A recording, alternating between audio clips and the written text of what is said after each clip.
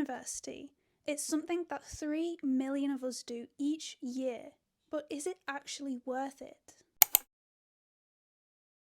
In this video, I'll be specifically looking at England and domestic students, so the video will be split into cost, job prospects and social life. So let's start with the all-important cost. So in 1998, tuition fees were introduced by the Labour government. The initial fees were capped at £1,000 per student, and the reason for doing this was to try and help fund universities and also to have students share the cost of tuition. However, in 2006, these fees were tripled to £3,000, and in 2012, the fees were then tripled again to £9,000. For this academic year 2025, the tuition fee cap has also been set to rise to £9,535.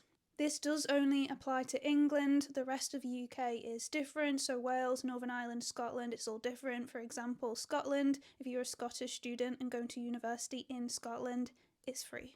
This means that today, England has the highest tuition fees for bachelor degrees in the world for home students, according to the OECD. So getting to repayment for this tuition fee, so this is all according to how much you earn and also what plan you're on, and it's taken by HMRC by the PAYE tax system. The good thing about this though is that if you stop earning money, or if you drop below the threshold that you have to pay, then your repayments will stop too. So £9,535 is a lot of money, and that's each year for one individual student. And despite these payments, the Office for Students warns that 72% of universities could be operating at a deficit by 2025 to 2026. I know I said we were going to be focusing purely on England, but I am just going to throw in a Welsh example right now, because it's not really too different, to be honest. I know England is more expensive at £9,535, but Wales has announced that they are going to increase their cap to £9,250. So in that way, it's really not that much different. Obviously, England, it's more expensive, but it's really not that different. And an example that I want to tell you about is something that happened quite recently, in that Cardiff University is going to be cutting about 400 jobs due to funding shortfalls. So I'll just read you a little bit of the article here that explains it all. So it says, the job role cuts are only a proposal, she said, but insisted the university needed to take difficult decisions due to the declining international student applications and increasing cost pressures. Professor Lana said the university is not alone in its financial struggles, with most UK universities grappling with the broken funding system. So despite all of the money that domestic students are paying, and it is a lot of money, it doesn't seem to really be touching the sides if these universities are having such financial issues. So why is university so expensive? So one of the reasons is that student fees are expected to cover a lot of the costs because the funding from the government is actually pretty low. In England, the government funds about 35% of the tuition costs, and then the graduates pay the remaining 65%.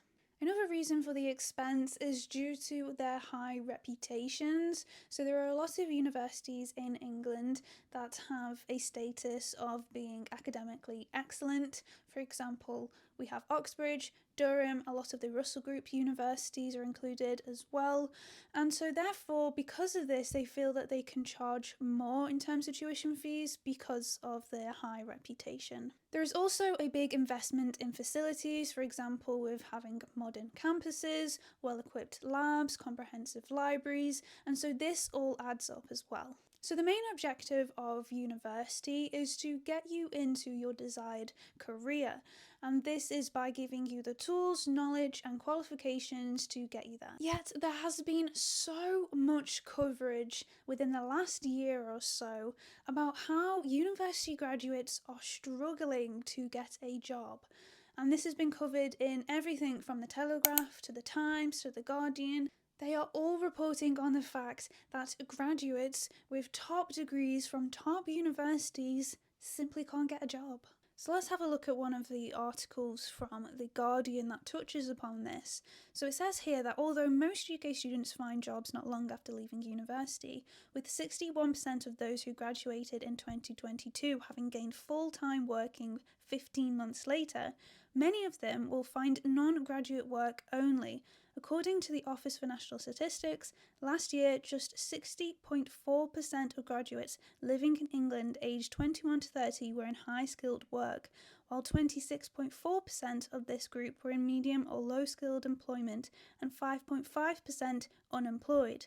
About half of the recent graduates who got in touch said they had taken non-graduate jobs in hospitality, retail, administration, call centres, supply teaching or in temporary positions on the minimum wage to keep afloat.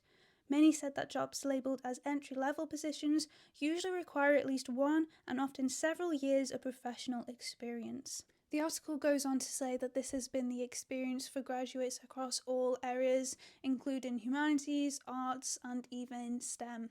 As you may know, I graduated in 2023, had my official actual graduation ceremony in 2024, and since it's been actually pretty difficult.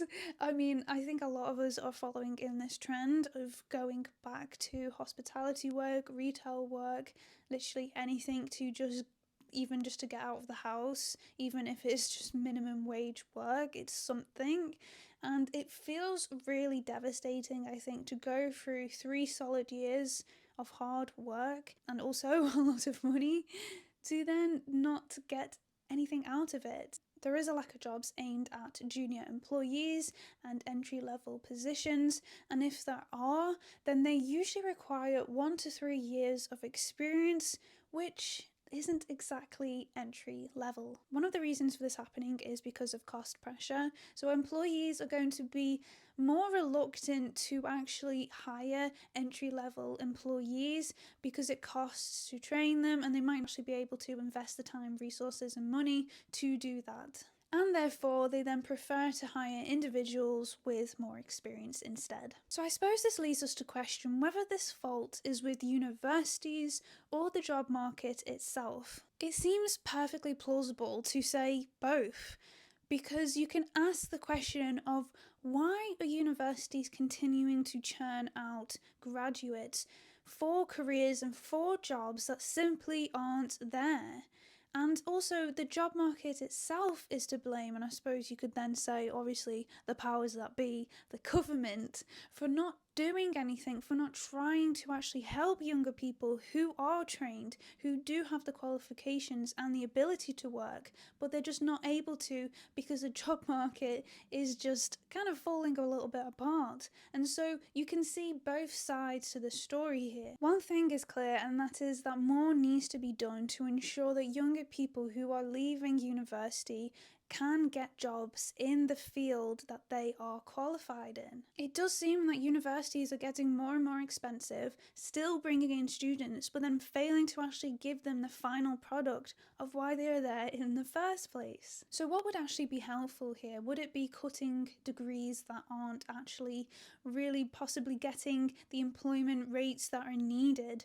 Or would it be something like putting a disclaimer on certain courses and saying that the job rate is pretty low in this area? Let me know your thoughts on that. But sure, some people do go to university for the fun of it, to just learn because you're interested in a particular area, and that's usually for postgraduates though, however, and people who are a little bit older, who aren't in their early 20s. But in terms of undergraduate degrees, that would really just be like the 1%, because the majority of people who are there because they need to be employable. If you are able to get the job and the career that you're looking for though, however, graduates are paid more than non-graduates. Graduates earn more money at every age than non-graduates, and the gap widens over time. There are some intricacies here though, I guess, because people who have postgraduate degrees earn more money than people who just have a bachelor's. We know that graduates of medicine and law often earn very high salaries,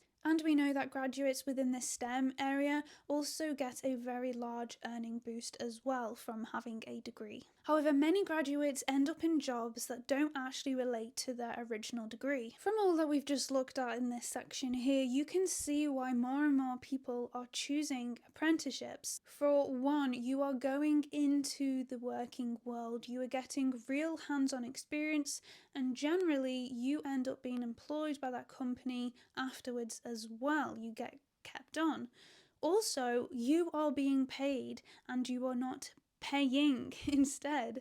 You don't have to go into a whole lot of student debt because you're the one who's actually earning a salary. So a lot of the fears that graduates have of being possibly jobless after working really hard for 3 years is not there.